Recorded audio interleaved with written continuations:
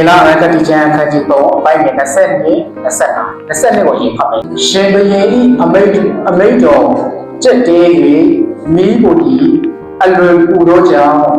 ရှားကျွေးမေရှာပေနကိုတို့ကိုဆွဲချတော်တို့ဤမိရှံအရှိန်ကြောင့်အေးကြ၏25ကိုကျွန်တော်စစ်သွားရအောင်ရှင်ဘုရင်ကလူ၄ယောက်တို့သည်မတုံမနောင်ပဲဤသေး၌တွာလာ၍ဘေးပုံးနဲ့တင်းရွက်ဒီကိုအာမီစတုထလူသည်ခရာတာကျွန်လူကြီးတွေဖြစ်တဲ့အခါမှာရွေးချယ်မှုပဲအမှန်တမ်းမှအရေးကြီးတာဖြစ်ပါတယ်ရွေးချယ်မှုမရှိဘဲနဲ့သင်ဘာအလုပ်ပဲလို့သင်အဲ့ဒီအလုပ်တစ်ခုလုပ်တယ်ဆိုလို့ရှိရင်တရားအရင်ရွေးချယ်ရတယ်ဒီအလုပ်ကိုလုပ်ပြီးအဆင်ပြေလားမပြေလားဒီစဉ်းစားပြီးမှဒီအဆင်ပြေတယ်ရွေးချယ်ပြီးမှလည်းအလုပ်ဆိုတာလုပ်ရဒါကြောင့်မလို့လူငယ်တွေဖြစ်တဲ့အခါမှာကျွန်တော်ကရွေးချယ်မှုနဲ့ပတ်သက်ပြီးတော့မှပြောချင်တာဖြစ်ပါတယ်ဒီနေ့ညမှာကျွန်တော်ရွေးချယ်မှုနဲ့ပတ်သက်ပြီးတော့မှနောက်ဘက်တော့ဖြစ်ပါအားယူတော့မှဖြစ်တယ်ဆိုတဲ့အခါကျတော့ကျွန်တော်ကရွေးချယ်စရာများခရီးကြောင်းသွားဖို့ကျွန်တော်တို့နော်ရွေးချယ်ရတယ်တချို့အရန်ပိန်ပန်းတော့အလုပ်အရန်ပိန်ပန်းတဲ့အခါကျဘုရားကျောင်းမလာချင်ဘူးလေဘုရားရဲ့နှုတ်ကပတ်တော်စာငတ်ပြီးတော့မှလာတဲ့လူကဘုရားကိုရွေးချယ်တဲ့လူဖြစ်တယ်ဆိုတော့ဘုရားကိုရွေးချယ်ခြင်းကအရေးလေးမဖြစ်တော့ဘူးဘုရားကိုရွေးချယ်သောလူတွေကဒီတော့မှအရေးလေးမဖြစ်ဘူးဒံယေလဒီအခုပတ်သွားတဲ့ဒံယေလထဲမှာနော်ရှက်ရဲမေရှာအပေကိုတို့၃ယောက်ကအခုကိုရွေးချယ်ဆိုဘုရားကိုရွေးချယ်ခဲ့တာကျွန်တော်ဒီအဆုံးမသွားချင်ပါဆိုအရင်ဆုံးနံပါတ်1ထဲမှာသွားချင်မင်းကြီးကသူအုပ်ချုပ်တဲ့အခါမှာသူ့ရဲ့ရုပ်တုပ်စိတ်ထုတ်ပေါ်တော့ဘိုးွယ်ပေါ်ရသူအမိန့်ထုတ်ခဲ့တယ်ဒါပေမဲ့အဲ့ဒီ၃ယောက်ကလည်းအဲ့ဒီရုပ်တုပ်ကိုဘိုးွယ်ပေါ်သူမရွေးချယ်ခဲ့ဘူးဘယ်သူကိုရွေးချယ်လဲဆိုတော့ဘုရားကိုပဲရွေးချယ်ခဲ့တာဖြစ်တယ်ဘုရားကိုရွေးချယ်လိုက်တဲ့အခါမှာခုနကဖတ်သွားတာလေမီးဖို့ထဲမှာတို့ကိုချဖို့အမေရောက်လာတဲ့အခါမှာဘာဖြစ်လဲဆိုတော့အခြားတဲ့သူတွေကိုပဲတို့ကလာတဲ့အခါမှာတို့ကိုချဖို့ရအတွက်လာတဲ့အခါမှာပြင်ဆင်တဲ့အခါမှာတို့ကဆွေးနေတော့မရှိဘူးမီးအရှင်ကြောင့်တို့တည်သွားတယ်ဘလောက်မီးအားပြင်းလဲဆိုတော့ဆက်တိုးပြီးတော့မှတို့ကမီးဖို့ကိုပြင်းအောင်တို့ကပြန်ပြီးတော့မှမီးကိုလှုပ်ထားတယ်ဆိုတော့မီးအားအရင်ပြင်းတဲ့အခါမှာတို့ကပြေသွားတယ်ဒါပေမဲ့ကျွန်တော်ဆက်ရှိတဲ့အခါမှာတို့တွေ့ရတယ်ဆိုတို့လူဘက်၃ယောက်မဟုတ်တော့ဘဲနဲ့၄ယောက်ဖြစ်သွားတယ်အဲ့ဒီတယောက်ကဘယ်လိုလဲသူ့ရဲ့ပုံစံကဖျားတာအဲကြောင့်မိတ်ဆွေအားပေးခြင်းနဲ့ကျွန်တော်ရွေးချယ်ခြင်းကအင်မတန်မှအရေးကြီးတယ်ဖျားကိုရွေးချယ်လိုက်တဲ့အခါမှာဖျားကိုရွေးချယ်ခြင်းကအရေးကြီးဖြစ်သွားဘူးဒီအလုံးတန်ထဲမှာအစဉ်ပြေဖို့ရအတွက်ဒီနေ့ဒီခြင်းအကြီးဒီအသက်ရှင်ခွင့်ရတာဒီနေ့ဒီခြင်းအကြီးချက်ချမ်းမမနဲ့ဖျားเจ้าလာတဲ့ခြင်းဟာကိုယ့်ရဲ့လုံနိုင်ခြင်းလားမိတ်ဆွေမဟုတ်ဘူးတော့ဖျားရဲ့ဂျေဇုတော်ကြောင့်ချက်တဲ့ဆိုတာကိုကျွန်တော်ကအဲကြောင့်အားပေးခြင်းနဲ့မိတ်ဆွေနေ့စဉ်ကျွန်တော်အသက်တာထဲမှာဖျားဆိုတဲ့နှုတ်ကပတ်တော်မပါဘဲနဲ့ကျွန်တော်တာထဲမှာသွားလို့မရဘူး။ဘာလို့လဲဆိုတော့နှုတ်ကပတ်တော်မပါတဲ့အသက်တာကအမောင်ထဲမှာလည်းရှောက်လာနှုတ်ကပတ်တော်ပါတဲ့အသက်တာကဘေးကြီးရပဲသွားခြေလိုက်တန်းချင်းစီထဲမှာသူ့အလင်းတော်နဲ့လိုက်ကြတယ်။နှုတ်ကပတ်တော်တစ်ခုကဘာလို့လဲဆိုတော့139ခုမြောက်ကိုစလိုက်အပိုင်ကြီး105မှာနှုတ်ကပတ်တော်ဒီကျွန်တော်ခြေရှိမှပြီးခွင့်ဖြစ်တယ်ကျွန်တော်ရဲ့လမ်းကြီးကိုလည်းလင်းစေပါသည်လို့ပြောပါတယ်ဒါကြောင့်နှုတ်ကပတ်တော်ကကျွန်တော်ရဲ့လင်းဖြစ်ပါတယ်အဲ့ဒီနှုတ်ကပတ်တော်အလေးဖြစ်တဲ့နှုတ်ကပတ်တော်ကျွန်တော်တက်တာမှာမတူထားဘူးမရှိဘူးဆိုရင်ကျွန်တော်ကလမ်းပြောင်းနေအောင်ပါပဲတင့်ပါလို့အဲ့ဒီလုံချင်ကအရင်ကြီးဖြစ်နေအောင်ပါတင်းနှုတ်ကပတ်တော်အားဖြင့်အသက်ရှင်လာတဲ့အခါမှာလေးစီခြေလမ်းတလန်းချင်းစီတိုင်းကနှုတ်ကပတ်တော်နဲ့အသက်ရှင်လာတဲ့အခါမှာအဲ့ဒီခြေလမ်းချင်းကလေအပေါ်ထဲမှာမဟုတ်လို့ပဲနဲ့အလေးလေးမှလိုက်လျှောက်ရတယ်လို့ပဲဒီနောက်မှာပါရှိတယ်အခုဒီနေ့မှာအခုအလေးကြီးရှိတဲ့အခါမှာဒီနေရာမှာပါရှိတယ်ဆိုကျွန်တော်မြင်ရတယ်အကုန်လုံးမင်းမလဲလို့ရှိရင်ဒီနေရာပါရှိတယ်ဆိုကျွန်တော်မြင်ရတယ်မမြင်ရတော့ဘာလို့လဲအမောင်လေးမှာအဲ့ကြောင့်မိတ်ဆွေကျွန်တော်အသက်တာထဲမှာနှုတ်ကပတ်တော်မရှိရင်လေအမောင်လေးမှာလိုက်လျှောက်ရတယ်လို့ပဲလောကဆိုတဲ့အရာကကျွန်တော်အမြဲတမ်းအနောက်ကနေလိုက်နှုတ်ကပတ်တော်အသက်တာထဲမှာရှိတော်သူတွေကဘလောက်ပဲအမောင်လေးမှာဆွေးချလို့မရဘူးအဲ့ဒီအလေးကပဲအမြဲတမ်းပြပို့ဆောင်တော့ဆိုတော့နောက်တစ်ခုသွားကြည့်တိယောမှာတိယောလေးလေးထဲမှာပဲဘာတွေ့ရလဲဆိုတေလုံးဖိ၌ရှိတော်သူဒီလောကဖိ၌ရှိတော်သူချင်းပါ၍ကြီးတော်မူဆိုတော့အဲ့ဒါဘာပြောလဲဆိုတော့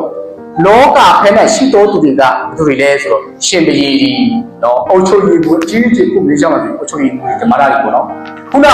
ရှင်တဲ့အမေရှာဘယ်တခုအဲ့ဒီလောကအရာဆိုတဲ့ခုနလောကဖဲနဲ့ရှိတော်သူတွေကိုရွေးချယ်လို့ရပါတယ်စေရုပ်သူပိုးွယ်ကိုရွေးချယ်လို့ရပါတယ်ဒါပေမဲ့သူတို့မရွေးချယ်ခဲ့ဘူးလောကဆိုတဲ့အရာကိုသူတို့မရွေးချယ်ခဲ့နဲ့ကျွန်တော်ရဲ့အမှရှိနေတဲ့ခရားကိုပဲကျွန်တော်ကရွေးချယ်နေရွေးချယ်လာတဲ့အခါမှာသူတို့ရဲ့ရွေးချယ်မှုကမှန်တန်သောရွေးချယ်မှုဖြစ်လာတဲ့အခါမှာဘာဖြစ်လာလဲဆိုတော့သူတို့ရဲ့ပေးနေရတွေမှာပဲရောက်ကြအောင်မိဖို့လေးမှာပဲနေတယ်သူတို့ကပျော်လေးပဲခရားကပဲသူတို့နဲ့သူအမြဲတမ်းသူပါရှိပြီးတော့မှလှုပ်ရှားနေကြတယ်ရှင်ဘီကတွေ့အရာဟိုတော့အဲ့ခါကျမှပဲပြောချင်တဲ့အရာကမိတ်ဆွေကျွန်တော်တို့ရဲ့အတ္တထဲမှာနှုတ်ပတ်တော်ဆိုတဲ့အရာကိုကျွန်တော်ဘုရားစကားဆိုနှုတ်ပတ်တော်ကိုအနည်းနှလုံးထဲမှာတွင်းလာတဲ့အခါမှာဘာဖြစ်လာလဲဆိုတော့ကျွန်တော်တို့အားဖြင့်လူတွေကြောင့်များဆိုလို့ကောင်းချစ်ဖြစ်လာပါစကားဒါကြောင့်မိတ်ဆွေအားပေးခြင်းနဲ့ကျွန်တော်တို့ရဲ့အတ္တထဲမှာလူအပ်နေတာကလောကအရာမဟုတ်ဘူးခရာပဲဖြစ်ပါတယ်ဆိုတော့ဒီမှာလူကြီးလေးတယောက်ကသူ့အဖွားအရွေဆန်ရှိမှအမြဲတမ်းသွားပြီးတော့မှသွားထိုင်တယ်။သူ့အဖွားတယောက်ကကြည့်ပြီးတော့မှသူအမြဲတမ်းထမင်းကျွေးတယ်ပြီးလူတယောက်ကလာပြီးတော့မှဘာလို့ဒီလူကအမြဲတမ်းထမင်းကျွေးနေရတာလဲလို့သွားမေးတယ်။သွားမေးတော့သူကဘာမှမနစ်ကလေးဘာမှမစားသေးဘူး။အဲ့ဒါတနာလို့သူ့ကိုထမင်းကျွေးတာ။အမြဲတည်းနေ့3ရက်မဟုတ်ဘူး။နေ့တိုင်းလို့သူ့ကိုထမင်းကျွေးတာ။နေ့တယ်လို့သူသမီးကျွေးပြီးတော့မှနောက်ဆုံးကျတော့ကဆိုအဲ့ဒီအဖွားတယောက်ကအရန်ချမ်းသာပြီးတော့မှအရန်နာချပြီးတော့မှစိတ်အောင်ပေါက်သွားတဲ့အခါမှာစိတ်အောင်မှာကုန်ကြစရိတ်ကလည်းသူ့ရဲ့အနာကအင်မတန်မှကြီးမားတယ်အဲ့ခါကျတော့စိတ်အောင်ထဲမှာပတ်စံကညာ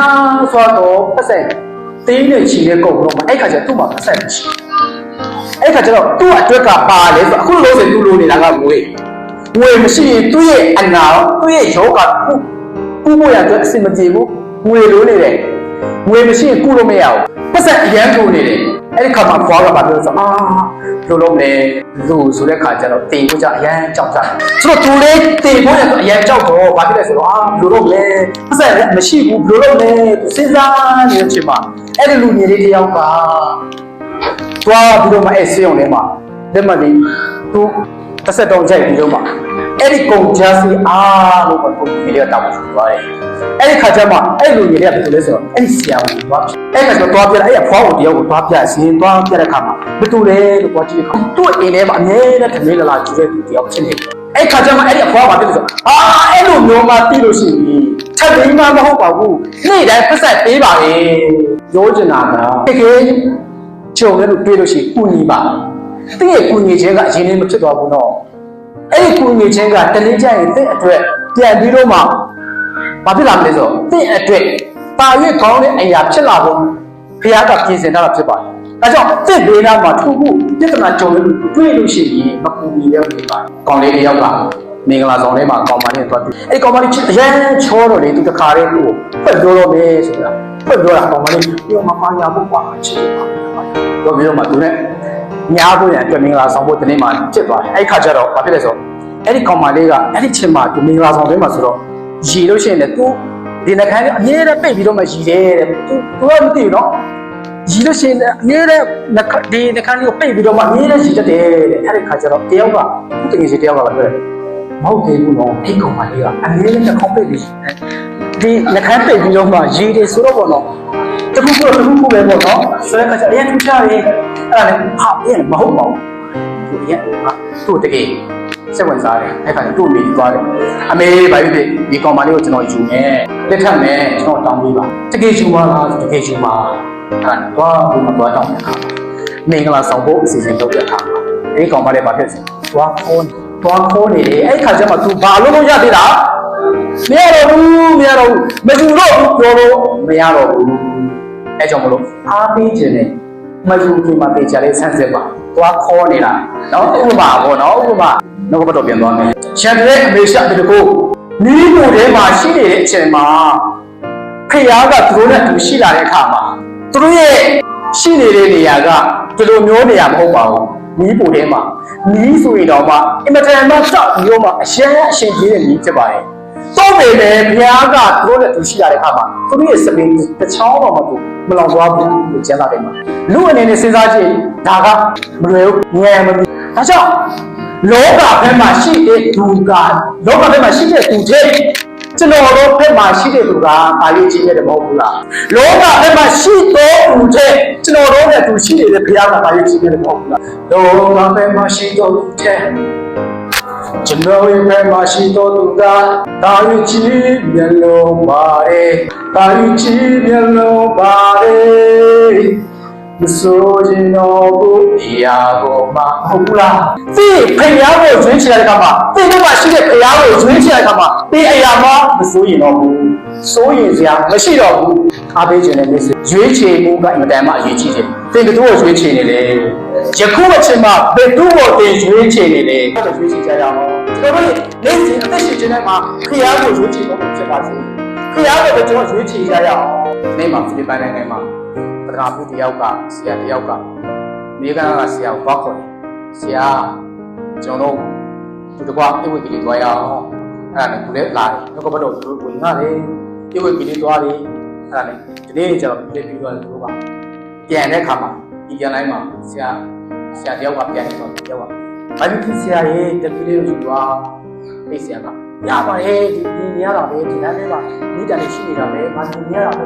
တို့ပါဘူးမဟုတ်ဘူးတော့ဆရာတကူကူဖြစ်မှာဆိုအဲ့တမီးလေးကိုဆောင်းတာတမီးလေးကိုကွာတမီးမပါလို့ရှိရင်တကူကူဖြစ်မှာဆိုလို့ကွာရတယ်ဘလို့အလိမ့်ရှိနေတာပဲနေရတာပဲအဲ့ဒါလည်းโอเคဒါဆိုရှင်ကျွန်တော်ပြန်တော့မယ်တော့ပြန်သွားတယ်ပြန်လဲပြန်နောက်မှပြန်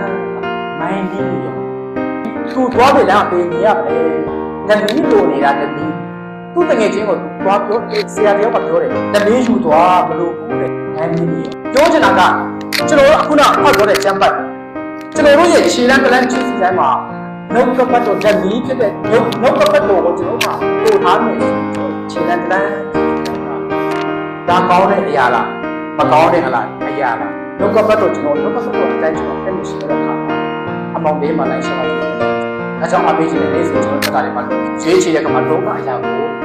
ရွေးချယ်တယ်နံပါတ်1ဘုရားကိုပဲရွေးချယ်ကြရအောင်အဲကြောင့်ဘုရားကိုရွေးချယ်ပြီးမှလောကအရာထက်ဖျားကိုရွေးချယ်တော်မူဖြစ်ပါစေလောကအရာတွေဖျားကိုရွေးချယ်တော်မူဖြစ်ပါစေဖျားကိုပဲရွေးချယ်ကြအောင်ကျွန်တော်တို့ဒီဆိုတော့ဒီနှုတ်ကပတ်တော်လေးကိုကျွန်တော်ဖတ်ပြီးတော့မှဆုံးသတ်မှာဖြစ်ပါတယ်တုတ်တန်ကျမ်းခန်းကြီး24 16ကျွန်တော်တစ်ချက်ကြည့်အောင်ကျောင်းတော်သူဒီခုနှစ်ချင်း၄တော်လေးပြန်ထားလိုက်၄တော်လေးပြန်ထားလိုက်ပြီကျွန်တော်တို့ကဘာဖြစ်လဲဆို၄တဲ့နေရာတော့ပြန်မထားတော့ပေလိုတော့အောင်ပြီလေကျွန်တော်တို့ကအကြောင်းကျွန်တော်တို့ပြန်ထားဖို့အချိန်ရောက်လာပြီ၄တဲ့နေရာကကျွန်တော်ပြန်သွားဖို့နေရာရောက်လာပြီအလုံးအကဲအစင်မပြေလို့ဟာမရှာတော့ပါဘူးမလုပ်နဲ့ဖျားကတာရွေးကောင်းတဲ့အရာကိုပြင်ဆင်ပြီးမှဖြစ်ပါတယ်ဒီအရာမကောင်းလို့ပြင်ဆင်ရနေတာစင်မပြတ်ပါနဲ့တာရွေးကောင်းတဲ့အရာကိုပဲဖျားကပြင်ဆင်ပြီးနေရဖြစ်ပါတယ်ဖျားကကျွန်တော်တို့အတွက်ကိုတာရွေးကောင်းတဲ့အရာကိုအရင်ပြင်ဆင်ပြီးနေရဖြစ်ပါတယ်ကျွန်တော်တို့ကတော့တခါတလေချက်ကျွန်တော်စဉ်းစားတယ်ဟာမရှိတော့ဘူးဟာငါမှဘာမှမရှိဘူးဘယ်လိုလုပ်ဖြစ်ပါလဲသူတို့တွေကပညာရှိတယ်လေသူတို့ကဝေးရတယ်လေဘာညာပေါ့ကျွန်တော်အများကြီးပြောတတ်ကြတယ်မလို့ဘူးကျွန်တော်ဘုရားရှိမှဘုရားကဒီအရာတွေကအတိတ်ကဘုရားပေးတဲ့ဉာဏ်ပညာနံပါတ်1အရေးကြီးဘုရားပေးတဲ့ဉာဏ်ပညာနဲ့အသက်ရှင်လာတဲ့အခါမှာတိုင်းလျှော့လာတဲ့အခါမှာဘာပဲလို့ဘုရားကအောင်ခြင်းပြီးမှဖြစ်ပါတယ်ဘာပဲလို့အောင်မြင်တဲ့ဘုရားကပြီးမှဖြစ်ပါတယ်လောကအရာကြီးဘုရားကိုပဲရွေးချယ်ကြရအောင်ကျွန်တော်တို့ရောက်ချင်းစီတိုင်းအပြည့်ကိုရှိပါစေ